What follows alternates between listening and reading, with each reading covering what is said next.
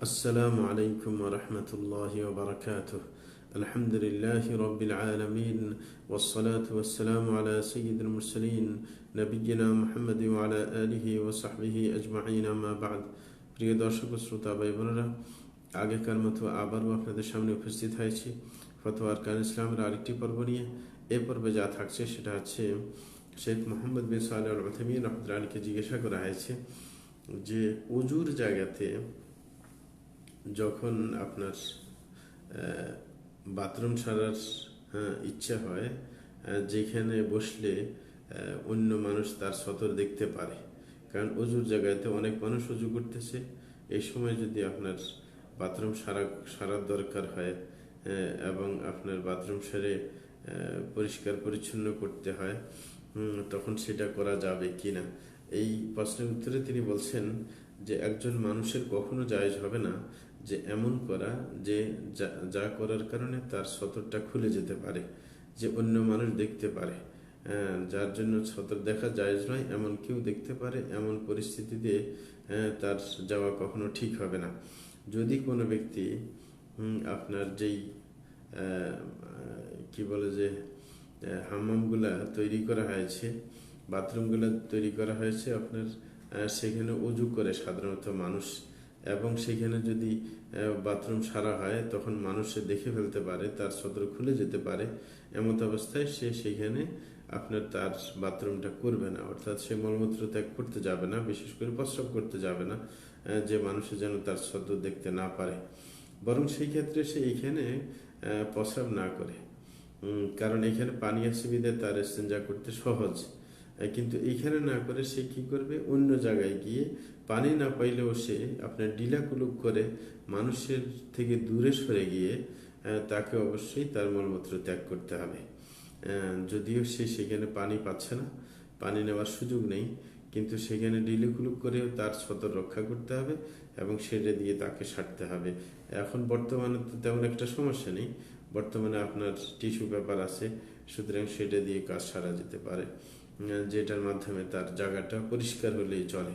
যেটা আমরা ইতিপূর্বে আরেকটি পর্বে বলেছিলাম যে বাহ্যিক নাপাকের ক্ষেত্রে জায়গাটা পরিষ্কার হওয়া এবং সেই নাপাকিটা চলে গেলেই আপনার উদ্দেশ্য হাসিল হয়ে যায়। সুতরাং শুধু পানি দ্বারা পরিষ্কার করার জন্য যে এলাকার মধ্যে মানুষ উজু ইত্যাদি করে এবং সেখানে যদি পানি ব্যবহার করতে যায় সতর্ক হয়ে যাওয়ার সম্ভাবনা আছে, মানুষ দেখতে পারে, সুতরাং সেখানে পানি ব্যবহার করার কোনো প্রয়োজন নেই, তার সতরটাকে রক্ষা করার চেষ্টা তার করতে হবে। এ হচ্ছে আপনার এই প্রশ্নের উত্তর। আরেকটি প্রশ্ন তাকে করা হয়েছে যে দাঁড়িয়ে প্রস্রাব করা যাবে কিনা। শেখ এটার উত্তর দিচ্ছেন যে দাঁড়িয়ে প্রস্রাব করা যেতে পারে, তবে শর্ত দুটি রয়েছে। এক নম্বর হচ্ছে যেই প্রস্রাবের ছিটাফোঁটা লেগে কাপড় অপরিষ্কার হতে পারে এমন সম্ভাবনা না থাকতে হবে।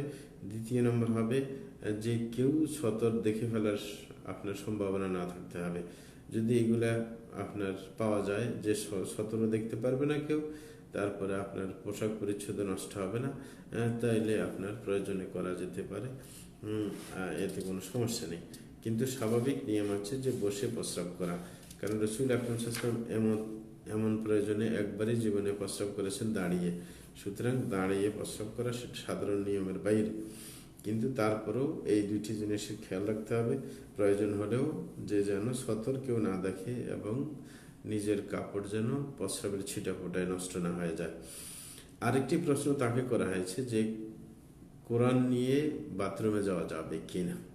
এর উত্তরে তিনি বলেছিলেন যে কোরআনের ব্যাপারটা হচ্ছে এমন যে যারা বিজ্ঞ আলেম তারা বলেছেন যে কোরআন নিয়ে বাথরুমে প্রবেশ করা যাবে না, কারণ এতে করে কোরআনের সম্মান ক্ষুণ্ণ হয়, কোরআনের সম্মান নষ্ট হয়ে যায়, অথচ কোরআন হচ্ছে আল্লাহর বাণী, সুতরাং সেটার সম্মান রক্ষা করার চেষ্টা করতে হবে। কিন্তু যদি কখনো এমন হয় যে কোরআনটা যদি সে বাইরে রেখে দেয়, বাইরে রেখে দিলে যদি কোরআনটা কেউ চুরি করে নিয়ে যেতে পারে এমন সম্ভাবনা থাকে, তাহলে সে অবশ্যই আপনার কোরআনটাকে ভিতরে নিয়ে নিতে পারে, কারণ একবারে আরেকজনে নিয়ে যাওয়ার চাইতে সেটাকে রক্ষা করা অবশ্যই দরকার, যদিও কিছুটা অসম্মানের আপনার কারণ পাওয়া যাক না কেন, কিন্তু মূল জিনিসটা যেন নষ্ট না হয়ে যায় সেটার প্রতি অবশ্যই খেয়াল রাখতে হবে। তাইলে প্রয়োজন ছাড়া একান্ত আপনার কোরআন নিয়ে বাথরুমে ঢুকে যাবে না। আরেকটি প্রশ্ন তাকে করা হয়েছে শাইখকে, যে এমন কোনো পৃষ্ঠা ইত্যাদি নিয়ে, কাগজ ইত্যাদি নিয়ে বাথরুমে ঢুকে যাবে যেখানে আল্লাহর নাম লেখা আছে?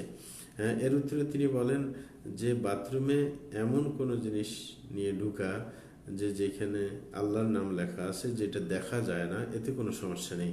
হ্যাঁ, যেমন পকেটের মধ্যে আপনার অনেক কাগজ থাকে যেখানে কোরআনের কোনো আয়াত থাকতে পারে বা কোনো হাদিসের শব্দ থাকতে পারে, এরকম, এতে কোনো সমস্যা নেই, কারণ এটা দেখা যায় না।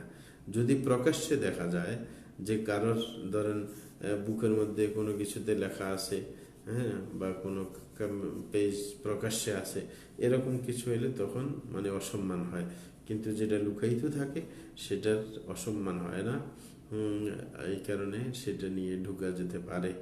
যেমন একজন মানুষ, তার বলে যে নাম হইতেছে আবদুল্লাহ, আব্দুল আজিজ, ঠিক না? সেখানে তো আল্লাহর নাম আছে, সুতরাং কেউ এরকম বাথরুমে কেউকে ডাকতে পারবে না ওই নামে। সুতরাং আপনার এইগুলো ব্যাপারটা হইতেছে আপনার প্রকাশ্য যদি হয় তাহলে সেটা অবশ্যই অবমাননা হবে, কিন্তু যদি নাকি লুকায়িত থাকে, ভাঁজ করা থাকে, তাহলে সমস্যা নেই। আরেকটি প্রশ্ন শাইখকে করা হয়েছে যে একজন মানুষ যদি বাথরুমে থাকে সে কি বিসমিল্লাহ পড়তে পারবে?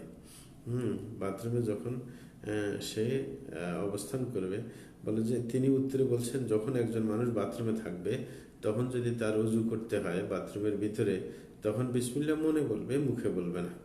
আরেকটা কথা তিনি বললেন যে বিসমিল্লাহ একবার বলা যে বাধ্যতামূলক ওযুর শুরুতে, তাও না। বিসমিল্লাহ বলা হচ্ছে সুন্নত, সুতরাং সে মনে পড়লেই হবে। আর যদি বিসমিল্লাহ একবারে নাও পড়া হয় যে না ওযু হবে না, তাও না।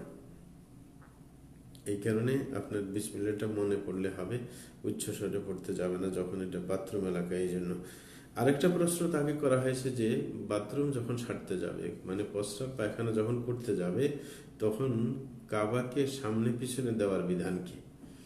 যে কাবাকে সামনে পিছনে দেওয়ার বিধান, এই সম্পর্কে তিনি উত্তরে বলেন যে ওলামায়ে কেরাম এই মাসলার মধ্যে মতভেদ করেছেন যে কাবাকে সামনে অথবা পিছনে দেওয়ার ব্যাপারে। তখন কিছু কিছু ওলামায়ে কেরাম এটা বলেছেন যে আপনার কাবাকে সামনে দেওয়া অথবা পিছনে দেওয়া, হ্যাঁ, এটা যদি আপনার ঘরের ভিতর না হয় তাহলে এটা নিষেধ। কিন্তু ঘরের ভিতর যদি হয়, যেমন বর্তমানে বিল্ডিং ইত্যাদি পাওয়া যায়, বিল্ডিং এর মধ্যে বাথরুম, তাইলে এইখানে কোনো সমস্যা নেই। এটা কোনো কোনো আলেমের কথা, তারা প্রমাণ দিয়েছেন। সেটার প্রমাণ হচ্ছে রাসূল আকরাম সাল্লাল্লাহু আলাইহি ওয়াসাল্লামের হাদিস।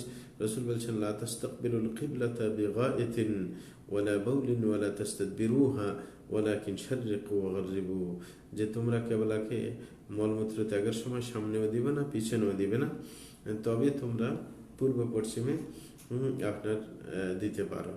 এটা আবার আমাদের দেশের জন্য কিন্তু পশ্চিমে কেবলা হয়, এটা মদিনার কথা। হ্যাঁ, এই কারণে এই কথাটা মানায়, আবার কেউ ভুল বুঝতে যাবেন না। আবু আইয়ুব আনসারী, হ্যাঁ, তিনি বলছেন যে আমরা যখন শাম এলাকায় গেলাম, মানে সিরিয়া এলাকায় গেলাম, তখন দেখলাম কিছু আপনার বাথরুম পাওয়া যাচ্ছে যেগুলা আপনার কেবলার দিকে তৈরি করা হয়েছে, কেবলার দিকে মুখ করে। তখন আমরা কি করতাম যে একটু সরে যেতাম, মানে একটু ফিরে বসতাম এবং আল্লাহর কাছে ক্ষমা চাইতাম। এবং এটা আপনার কি বাইরে হয়েছে এই জন্য, মানে খোলা এলাকার মধ্যে, এই জন্য। কিন্তু তিনি বলছেন যে যদি ঘরের ভিতরে হয় তাহলে সমস্যা নাই। কেন এটা সমস্যা হবে না? কারণ ইবনে উমর রাদিয়াল্লাহু তাআলা এর হাদিসের মধ্যে এসেছে যে তিনি বলেন রাকিতু ইয়াওমান আলা বাইতি হাফসা ফারাআইতু নবী সাল্লাল্লাহু আলাইহি ওয়াসাল্লাম ইয়াকদি হাজাতাহু মুস্তাকবিল আশ-শাম মুস্তাদবির আল-কাবা, যে আমি একদা হাফসা রাদিয়াল্লাহু তাআলার ঘরের উপরে উঠলাম, তা আমি দেখলাম রাসূল আকরাম সাল্লাল্লাহু আলাইহি ওয়াসাল্লাম নিজের মলমূত্র ত্যাগ করতেছেন আপনার সিরিয়ার দিকে ফিরে, কাবাকে পিছন দিয়ে। তাইলে এটা ঘরের ভিতরে হয়েছে বিদায় তারা বলতেছেন, এই জাতীয় আলেমরা বলতেছেন যে ঘরের ভিতরে যদি হয় তাইলে পূর্ব পশ্চিমের দিকের কোনো এত গুরুত্ব নেই, কিন্তু যদি খোলা এলাকায় হয় তাইলে সেটা হবে নিষিদ্ধ। এটা হচ্ছে কিছু আলেমের কথা। আর কিছু আলেম বলেছেন যে না, কেবলা সামনে দেওয়া বা পেছনে দেওয়া সার্বিক অবস্থায়, সর্বাবস্থায় সেটা নিষেধ, চাই আপনি ঘরের ভিতরে হোক অথবা ঘরের বাইরে হোক। এবং তারা আবু আইয়ুব আনসারীর যে প্রথম হাদিসটা, যে রসুল পরিষ্কার বলেছেন কেবলাকে সামনে পিছনে দিবে না, সেটা হচ্ছে তাদের দলিল। এবং ইবনে উমরের যে হাদিস বলছেন যে রসুল আকরাম সাল্লাল্লাহু আলাইহি ওয়াসাল্লাম দেখা গেছে কেবলাকে পিছন দিয়ে মলমূত্র ত্যাগ করছেন, এটার উত্তর তারা দিচ্ছেন হ্যাঁ, যে এটা দিয়ে দলিল নেওয়া যাবে না যে আপনার কেবলাকে সামনে পিছনে ঘরের ভিতরে হইলে দিতে পারবে। হ্যাঁ, বরং রসুল আকরাম সাল্লাল্লাহু আলাইহি ওয়াসাল্লাম এরকম করেছেন কেন, এটার উত্তর তারা এইভাবে দিচ্ছেন যে ইবনে উমরের হাদিসটা হতে পারে নিষেধাজ্ঞার আগে, মানে রসুল আকরাম সাল্লাল্লাহু আলাইহি ওয়াসাল্লামকে দেখেছেন যখন তিনি নিষেধাজ্ঞা দেন নাই, তার আগের ঘটনা দেখেছেন, হইতে পারে, এরকম হইতে পারে। দ্বিতীয় নম্বর কথা হচ্ছে যে আপনার নিষেধাজ্ঞার যে ব্যাপারটা, সেটা আপনার অগ্রাধিকার পাবে। কারণ নিষেধাজ্ঞা যেটা সেটা মানে আসল থেকে হ্যাঁ আপনার বেরিয়ে যায়। মানে আসল সেটা কি, আসল হচ্ছে জায়েজ। হ্যাঁ, জায়েজের উপর নিষেধাজ্ঞা দেওয়া হয়েছে। আর যেটা আসল থেকে চলে যায় হ্যাঁ, সেটা হচ্ছে আসল। মানে জায়েজটা তো আসল এবং নিষেধাজ্ঞা হচ্ছে তারপরে আসছে। হ্যাঁ, সুতরাং নিষেধাজ্ঞা অগ্রাধিকার পাইবে, কারণ নিষেধাজ্ঞা দিচ্ছে, তাইলে বোঝা গেছে জায়েজ নাই। হ্যাঁ, এটা হচ্ছে আসল। হ্যাঁ, এই কারণে তারা বলছেন না, এই কারণে নিষেধাজ্ঞাটাই অগ্রাধিকার যোগ্য হবে, মানে জায়েজ হওয়া অগ্রাধিকার পাবে না। জায়েজ হইলে তো বলারই দরকার ছিল। তৃতীয় নম্বর আরেকটা কথা বলছেন তারা উত্তরের মধ্যে যে আবু আইয়ুব আনসারীর যে হাদিসটা, এটা হচ্ছে কওলি হাদিস, মানে মৌখিক রসুলের কথা। আর ইবনে উমর রাদিয়াল্লাহু আনহু যে হাদিসের মধ্যে এটা রসুলের কাজের বর্ণনা দিয়েছেন, আর কাজটা কখনো কথার বিপরীত হতে পারে না। কারণ কাজের কোনো ব্যাখ্যা হতে পারে কিন্তু কথার ব্যাখ্যা নাই। কাজ হইতে পারে রসুলের সমস্যা ছিল, অথবা রসুল ভুলে গেছেন, অন্যান্য কারণ থাকতে পারে, কিন্তু কথা ব্যাপক কথা, সুতরাং কথার গুরুত্ব দিতে হবে। তাহলে এই মতটা হচ্ছে অগ্রাধিকার যোগ্য বেশি। এই কারণে শেখ মোহাম্মদ সাল হোসাইমিন সর্বশেষে বলতেছেন যে দুইটা মত তো আমরা বললাম, যে কারোর মতে যে ঘরে হইলে কেবলার দিকটা খেয়াল রাখতে হবে না, আর যদি বাইরে হয় কেবলার দিকটা খেয়াল রাখতে হবে, আর কারণ নিকট না, সব সময় কেবলার আগে পেছনে দেওয়া যাবে না। এর মধ্যে তিনি বলছেন গ্রহণযোগ্য মত হচ্ছে আমার কাছে এটা, যে কেবলাকে আগে পেছনে দেওয়া যাবে না খোলা এলাকার মধ্যে। এটা চূড়ান্ত কথা, যে খোলা এলাকার মধ্যে কেবলাকে সামনে পিছনে দেওয়া যাবে না। তবে ঘরে হইলে কেবলাকে পিছনে দেওয়া যাবে, সামনে দেওয়া যাবে না, যেটা রসুলের, হ্যাঁ রসুলকে দেখেছেন ইবনে ওমর, তাইলে তিনি পিছনে দিয়েছেন, তাইলে সুতরাং আমরা সামনে দিতে যাব কেন?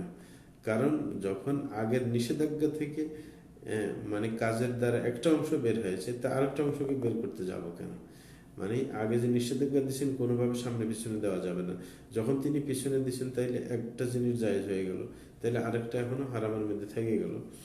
তাইলে তিনি এইভাবে বুঝাতে চাচ্ছিলেন যে তাইলে পিছনে যদি ঘরে হয় পিছনে দেওয়া যেতে পারে কেবলাকে, সামনে দেওয়া যাবে না। এরপরও আমরা বলবো যথাসাধ্য চেষ্টা করা দরকার যে এমন যেন না হয়, কেউ যদি বাথরুম তৈরি করতে চান কেবলা যেন সামনে এবং পিছনে দিতে না হয়। যদিও এটা বিল্ডিং এর ভিতরে হয়, এটা খেয়াল রাখতে হবে, কারণ কেবলা হচ্ছে আল্লাহর একটি শাহার, সেটার গুরুত্ব দেওয়া অবশ্যই উচিত।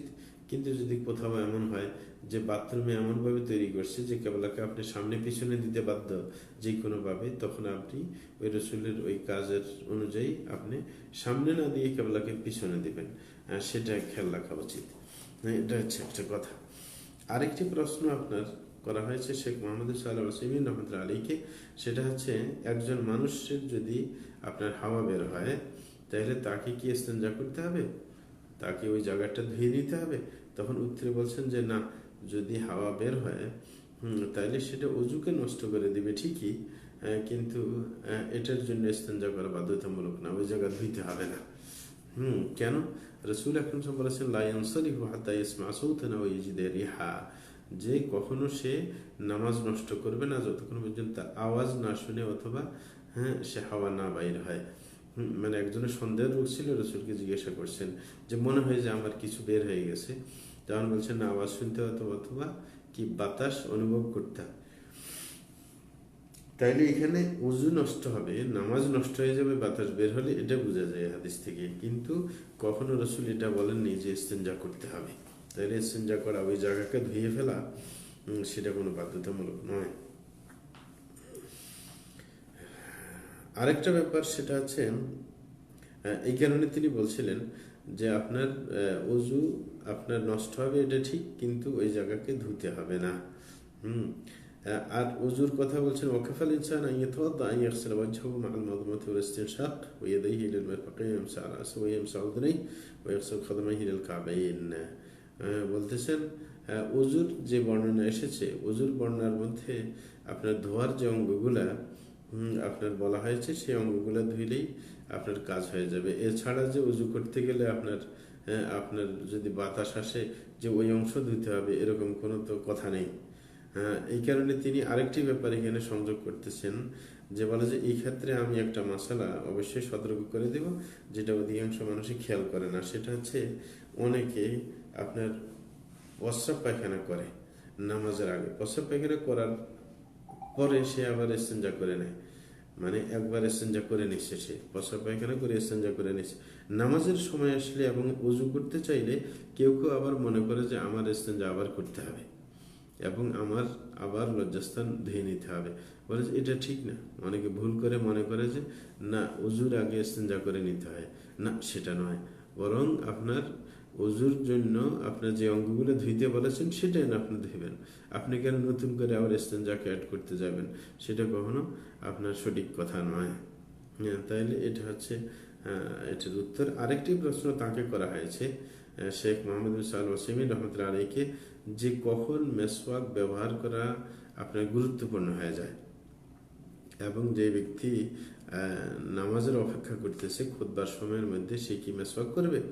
তখন এর উত্তরে তিনি বলছিলেন যে মেসওয়াক করা গুরুত্বপূর্ণ হয়ে যায় কয়েকটা সময়। সেটা হচ্ছে ঘুম থেকে উঠার পরে, আরেকটা হচ্ছে যখন আপনি ঘরে ঢুকবেন, আর তৃতীয় নম্বর হচ্ছে কুলি করার সময়, ওজুর সময় যখন কুলি করবেন তখন মেসওয়াক করা। আরেকটা হচ্ছে নামাজের জন্য যখন কেউ দাঁড়ায়, এটা। কিন্তু যে ব্যক্তি নামাজের অপেক্ষা করতেছে সে আপনার মেসওয়াক করতে পারে, কিন্তু খুতবার সময় মেসওয়াক করবে না। কারণ তাইলে খুতবা শুনবে কিভাবে, খুতবা শুনতে ডিস্টার্ব হবে, আর খুতবা শুনে বাধ্যতামূলক।